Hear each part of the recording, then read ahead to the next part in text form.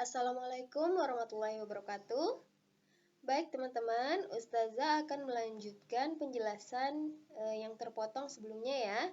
Nah, jadi sebelumnya kita sudah membahas tentang cara mengurangi sampah plastik ya, yaitu dengan 3 cara. Ada reduce, ada reuse, dan ada recycle. Nah, reduce artinya kita mengganti penggunaan plastik.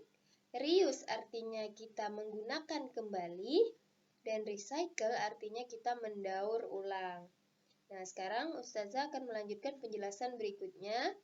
Nah, teman-teman, banyak masalah lingkungan yang disebabkan oleh plastik ya di sekitar kita. Banyak sampah ya dan lain sebagainya. Nah, teman-teman di sini bisa bermusyawarah bersama seluruh anggota keluarga. Nah, kalau di buku itu bermusyawarah dengan teman-teman di kelas. Nah, karena kita masih belajar dari rumah, nah, teman-teman bisa bermusyawarah bersama seluruh anggota keluarga. Bermusyawarah tentang cara mengurangi sampah plastik di lingkungan rumah. Nah, boleh ya, ajak ayah, bunda, kalau ada kakak, nah boleh diajak. Lakukan musyawarah tentang bagaimana cara mengurangi sampah plastik. Atau boleh lakukan musyawarah tentang hal lain juga nggak apa-apa, boleh ya. Nah, silakan dicoba. Nah, kemarin sudah Ustazah jelaskan juga sedikit tentang musyawarah ya. Apa sih musyawarah itu? Nah, musyawarah adalah membicarakan suatu masalah secara bersama-sama untuk mengambil keputusan. Nah, jadi ada suatu masalah, kita bicarakan sama-sama. Ya, kita bicarakan sama-sama, kita diskusikan sama-sama untuk mengambil keputusan. Nah, hasil musyawarah dinamakan keputusan. Nah, dari musyawarah ini akan mendapatkan suatu keputusan namanya ya. Hasil dari musyawarah itu dinamakan dengan keputusan. Nah, hasil keputusan yang diperoleh dari kesepakatan semua peserta musyawarah itu disebut dengan mufakat. Nah, jadi kalau misalnya dalam musyawarah nih Ustazah kemarin juga sudah contohkan ya waktu di Zoom. Kalau dalam ini ada ayah, ibu dan anak-anak bermusyawarah. Misalnya bermusyawarah menentukan tujuan liburan. Ya, tujuan liburan. Nah, saat mereka bermusyawarah, mereka mendapatkan sebuah keputusan yang disepakati oleh seluruh anggota keluarga. Nah, itu namanya mufakat. Jadi hasil keputusan yang diperoleh dari musyawarah dan disepakati oleh seluruh anggota musyawarah itu namanya mufakat. Nah, kalau tidak bisa ditempuh dengan jalan mufakat atau kalau keputusannya tidak bisa disepakati bersama, nah biasanya bisa dilakukan dengan cara voting, teman-teman. Nah, seperti ini pemilihan ketua kelas. Nah, pemilihan ketua kelas ini biasanya dilakukan dengan cara voting. Nah, ini juga musyawarah, teman-teman ya. Ini juga musyawarah.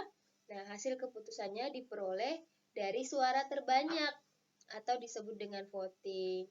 Melaksanakan musyawarah ini sesuai dengan sila keempat, teman-teman, yaitu bunyinya adalah kerakyatan yang dipimpin oleh hikmat kebijaksanaan dalam permusyawaratan perwakilan. Nah, ingat ya, musyawarah itu merupakan cerminan dari sila keempat. Nah, ini harus diingat ya. Nah, musyawarah bermanfaat untuk yang pertama mempererat persaudaraan. Yang kedua, memecahkan masalah secara bersama-sama.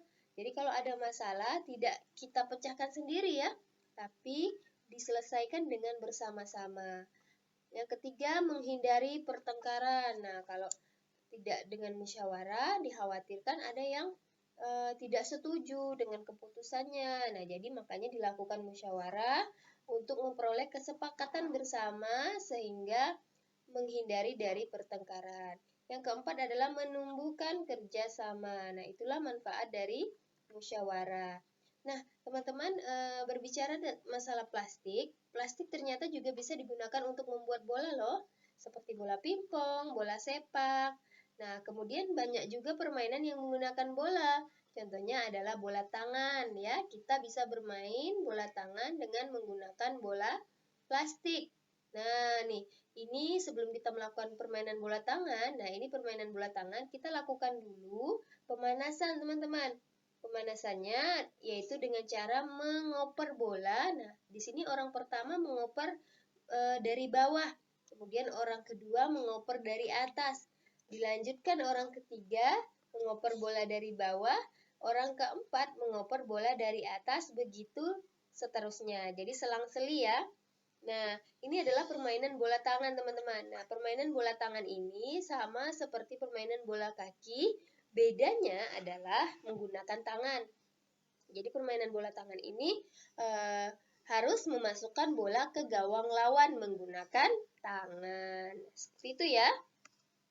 Nah, kemudian teman-teman buka di pembelajaran kelima. Nah, pembelajaran kelima, ternyata bahan untuk membuat benda itu tidak hanya berasal dari kayu, kertas, dan plastik. Ada berbagai macam benda yang digunakan, ada berbagai macam bahan benda yang digunakan untuk membuat benda-benda di sekitar kita. Misalnya benda dari kaca.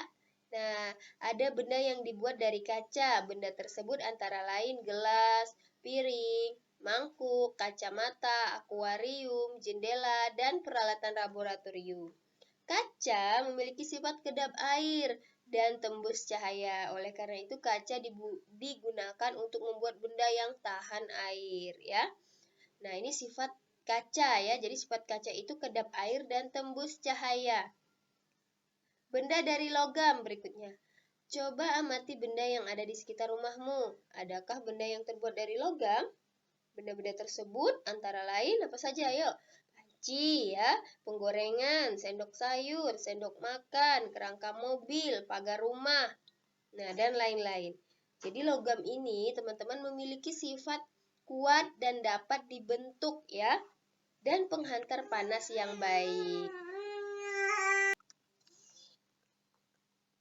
Nah, berikutnya benda yang terbuat dari karet. Nah, ada berbagai macam jenis benda yang terbuat dari karet ya, seperti ban, balon, sandal karet, bola, dan sarung tangan. Sifatnya bagaimana? Sifat karet ini adalah yang pertama dia lentur ya, lentur. Apalagi? Nah, cuman karet ini biasanya tidak tahan dengan api ya. Kalau dibakar dia akan meleleh. Seperti itu teman-teman. Nah, sekarang teman-teman bisa amati benda di sekitarmu. Adakah yang terbuat dari bahan kaca, logam, atau karet? Nah, kemudian bisa dituliskan di sini hasil pengamatannya. Misalnya gelas. Bahan pembentuknya apa? Gelas itu dari kaca dan seterusnya ya. Nah, di sini ada bahan pembentuk benda. Nah, ada kaca,